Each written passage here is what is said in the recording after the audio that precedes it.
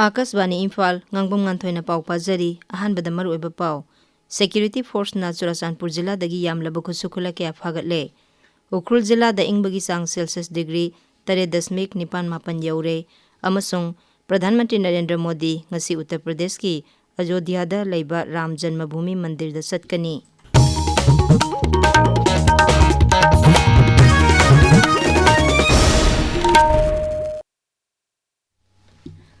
Churachandpur Jilla dagi Security Force na yamlaba khusukhulai kya phagatle Manipur Police Control Room na thokpa cherolaman hai Jilla sigi Hengle Police Station na konba Ningthi Singh Village ki mayada leiba Bolnio gi mafam dagi bom yauna yamlaba khusukhulai sing phagatpa ngamkhibani khulai sing adugi manungda semdoklaba projectile launcher taret local made pumpi projectile SE bomb 13 country made single barrel rifle taret country made pistol ani nongmai maru bulletproof jacket sing yauna atai polam kya yauri hairi amaromda miyam dal lana pau sandokpa madi aina yadaba thabak thoram sing taunabagi damak insinba maongda video semba miyo amangrang Manipur police na faraba miyo ase Imphal jilla gi tangkham awang lekai dagini maki mathakta case ama lokhatle haina su Manipur Police Control Room gi serol asina makha tari Manipur Sangai Festival lisangani kunmanga gi ngasi mangani chanba numitasu tongan ba nat ki oba thorum kya pangthokani Baigasandra Open Air Theatre da Paumai Traditional Dance Khunung Isai Koireng Traditional Dance Kom Traditional Dance na singba jagoi isai gi thorum kya pangthokani Hapta Kangjebungdana Tangkhul Folk Song Kitlam amadi Moirang Sai pangthokani haina thorang tauri Festival asigi saruga moina Manipur State Film Development Society gi auditorium da ngasi su tongan ba cinema sing utkani masida sunatana cinema sing nainabagi thorum su pangthokani Iboy ayma sumang lila sanglen da su sumang lila ani utkani Sangai Festival pangthokpa yaningdi haibagi dabida IDP sing na sangsilakpa khongjang gi saruk ama oina ngarang su tongan ba relief camp sing da leiriba Ikau Yengkhuman amasung dolai thabi gi IDP sing na makhoi masagi mayumda hanjarage haina lakpadagi Imphal East ki dolai thabi area da security force sing ga chauna muknaba thokhi thaudok aduda nakal animaki marakta sopan khara su yauki hairi numidangi matamda tongan ba mafam sing da nupi sing na Sangai Festival gi mayokta mairagi rally su chatki Operation Sadbhavna gi makhada Assam Rifles na sinduna National Integration Tour gi damak Churachandpur Jilla dagi oza ani yauna mahairoi kunithoi chatkiba adu tour asigi final leg ki damak ngarang Kolkata da thongkhre thasigi 15 dalam thakiba khongsat adu Delhi amadi Jaipur gi tongan ba mafam sing da su chatki Ukhrul Jilla da ingbagi sang Celsius degree 3.9 yaure Raijya gi Directorate of Environment and Climate Change na piba ay ngasagi report ki matung ina Senapati Jilla da ingbagi sang Celsius degree 9.9 Imphal West Jilla da 8.3 None Jilla da 10.8 Imphal East Jilla da 10.3 Kangpokpi Jilla da 10.9 yaure Manipur da ngarang miyoi 18 dengue positive oikhi Rims da miyoi 13 ki sample test tawbada miyoi 10 positive oikhi Jenims da miyoi 99 gi sample test tawbada miyoi 13 positive oikhi Hauzik phawbada Raijya sida punna miyoi 10,983 test tawbada miyoi 5,990 dengue positive oiba thengnare masigi matang da haksel bibakna lokhalakpa siksil thorangi manungda maikhu kapthokpa kang saba nga thadabagi thabak leptana chathari masida sunatana dengue laina asigi matang da miyam da awareness pibagi thabak su chathari tabiriba pawse Akasvani Imphal dagini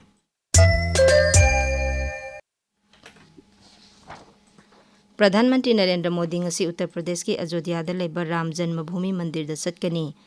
mafam aduda Sri Modi na laisang adu saba loisinbagi pangthokpa thorom da saruk yagani Sri Modi na Mata Annapurna Mandir amadi Ram Lala Garbha Graha da chattuna lai khurumgani tungda Guru Tegh Bahadur ji gi 450 suba Shahidi Divas ki akhanaba thorom yaurunaba Pradhan Mantri ngasi numidang wairam Kurukshetra da chatkani miyamna ikai khumnariba guru asigi 450 suba Shahidi Divas ka mari leinana Sri Modi na akhanaba sel mayak amasung ningsing stamp puthokani Kendra Sarkar na Guru Tegh Bahadur gi 450 suba Shahidi Divas asi sahi amachupna pangthokli khongsar aduda Pradhan Mantri na Bhagavan Krishna gi senglaba moibung adubu ikai khumnaba oina saba Pancha Jaina building sangagani tungda numidangda Sri Modi na Brahma Sarovar darshan tawgani amasung puja katkani. Bharat Electronics Limited amasung France ki Safran Electronics and Defense ki marakta highly agile modular munition extended range hammer smart precision guided ear to ground weapon puthoknaba joint venture cooperation agreement amangrang New Delhi da sahi tawnakre. Ngaksel Mantraloy na hai yana CSC ki matung ina Air Force amasung Navy da sizinnagadaba hammer puthokpa supply tawba amasung maintenance ki thabak localize tawhalagani.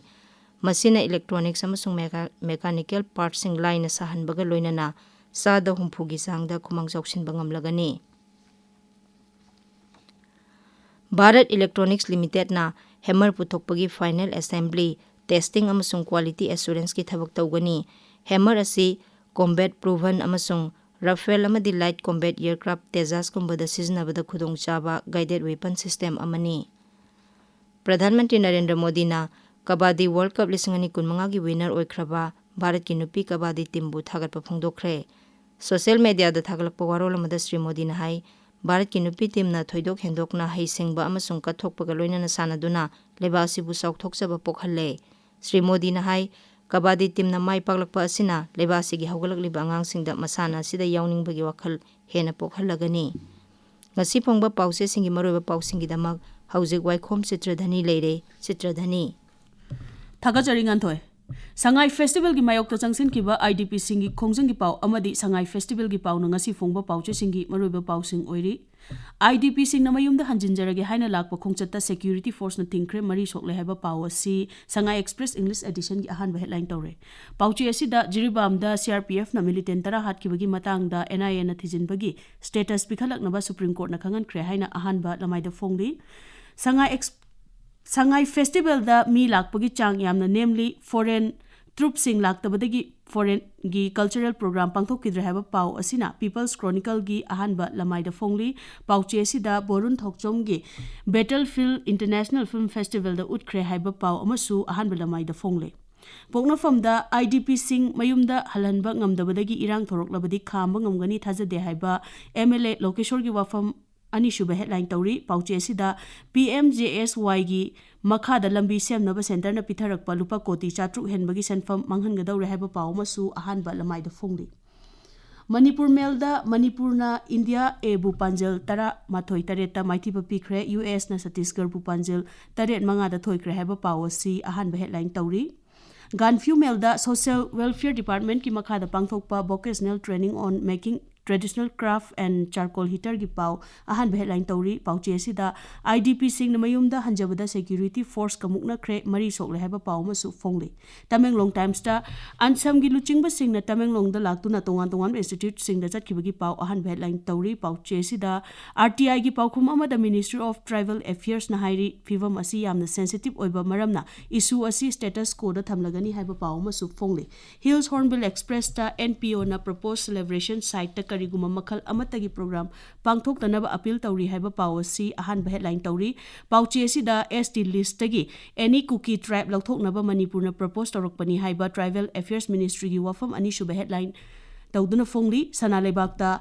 Humpumathoi suba mapok kumon thoram maipak na pangthokre koireng na luchingba UNLF haiba pawasi anchor kalam da phongli pambai na luchingba UNLF ki mapok kumon pangthokre India lainga ka wari sanaragani haiba khambaton gi wafam asisu pauchi asigi anchor kalam da phongli Jiri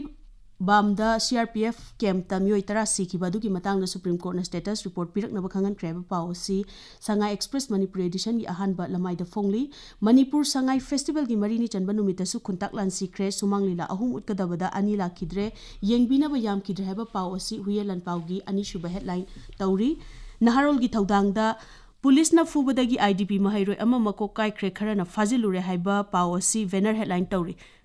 Nganthoi Thagachari Chitradhani aroibada maroiba pau amuhana security force na Churachandpur jilla dagi yamlabu kusu khulai kya phagatle Ukrul jilla da ingbagi sang Celsius degree 3.9 yaure amasung Pradhan Mantri Narendra Modi ngasi Uttar Pradesh ki Ayodhya da leiba Ram Janmabhoomi Mandir da chatkani pau loijare